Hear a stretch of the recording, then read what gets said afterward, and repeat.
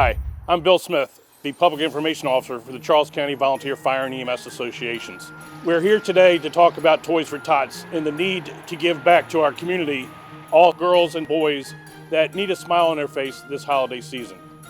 17 of our fire and EMS departments in Charles County each year provide boxes to the citizens to come to your fire and EMS station locally where you live and drop off unwrapped toys for the needy children that we have in our county. Each and every year, as we have in the past 4 years, each of our departments are a distribution center where the public comes to the fire station, just simply blows your horn or comes to the firehouse door, knocks on the door, masked. We ask everybody, please come masked. Hand your toys that you have to the volunteers that are at the stations. They will in turn place them in the boxes, and on December the 12th, we'll come around, collect all the toys at all the 17 locations in our county and deliver those to Regency Stadium in White Plains. My name's Samantha Rubin. I am the marketing director for the Southern Maryland Blue Crabs. So Toys for Tots has just been such a great, way to give back to your community, especially during the holidays. This is the second year that they're distributing throughout Charles County specifically, and so they were kind of looking for a venue that was big enough, that was willing to kind of donate a space to them, and I got a call and I was like, sure, that'd be awesome. I think it'd be a really great way to tie our name with Toys for Tots, and it's been great working with them for 2 years. So the way it works is you do have to register and be approved on the Toys for Tots website to come and pick up toys. So the way it worked last year was you would come, you'd show your confirmation, you'd do all that stuff, and we would pick out those toys on that day, like in real time. This year we're gonna bag them as your approvals come through. So once someone gets approved, we immediately look at what they are, we label their bag, so then they drive up, and it's gonna be a completely drive-through event. So they drive through, we get their name and we put their bag in their trunk. So there's no time wasted, there's no line created, it's all very smooth sailing. And so it's very different this year, but it's still gonna work. This is the first year they've released an Amazon wish list. That's gonna be huge for them. All of the toys that you order on Amazon directly come here. They're at attention to me. I do exactly what I need to do with them. I bring them into the clubhouse and leave them there until we can sort them. So, it is very different, but it seems like they've worked with the change very well. So for more information, go to our website. It's somdbluecrabs.com. You'll see it. It's the first thing there. And if you click on our press release, we have a bunch of links in there. One of them going to the Amazon wish list, one of them going to the Toys for Tots website to register if you or your family is in need of toys, as well as who you can contact to pick up boxes. We are doing box pickups here at Regency Furniture Stadium by appointment only.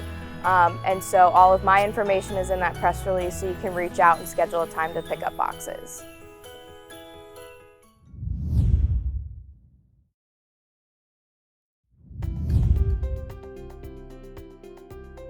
Help keep your family and community protected. An annual seasonal flu vaccine is the best way to help protect against the flu. Skip the line at your local pharmacy and get your flu shot at the Charles County Department of Health, where drive-through flu shots are being conducted. To find out more, head to charlescountyhealth.org.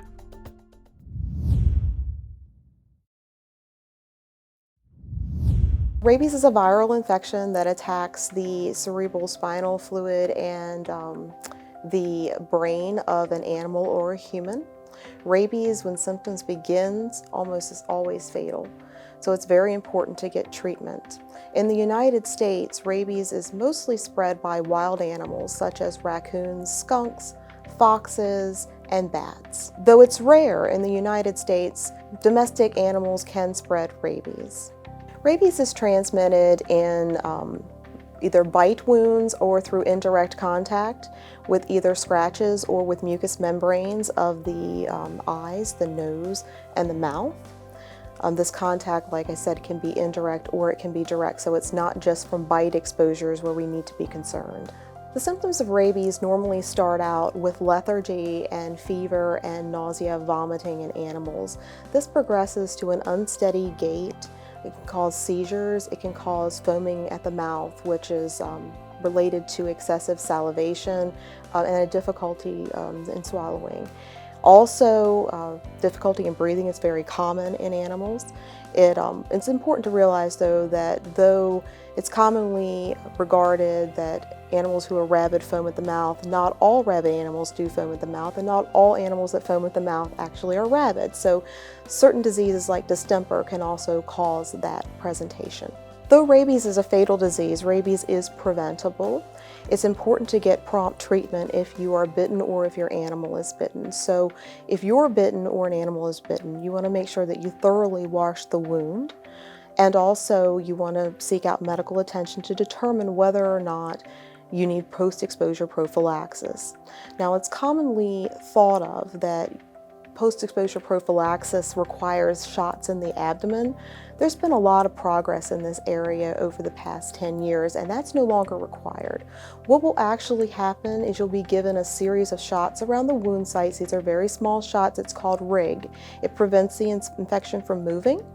And then you'll be given 4 shots over 14 days, which resemble the kind of shot you would get for a flu shot. If your domestic animal is exposed to a bite or exposed to wildlife in an unknown capacity, it's important that this is reported to animal control and to the local health department. It's also important that you seek veterinary care for your animal.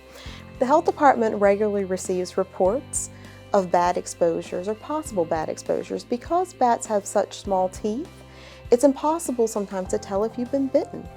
If you were asleep at the time, or if the bat was found in a room with a small child or with an animal, treatment will likely be initiated unless the animal is available for testing. Since rabies is almost always fatal, it's important that timely treatment is initiated if exposure occurs and you undertake prevention techniques. One of the most important things that you can do is get your animal vaccinated. Additionally, as a person, you can greatly reduce your chances of rabies exposure by making sure that you don't interact with animals that you don't know. If an animal is in distress, please contact an approved wildlife rehabilitator. And always remember, if you have questions or you think you've possibly been exposed, please contact the health department. You can contact the Division of Environmental Health by contacting our phone number, 301-609-6751. Applying for jobs with Charles County government is now easier and more efficient. Visit www.charlescountymd.gov for more information.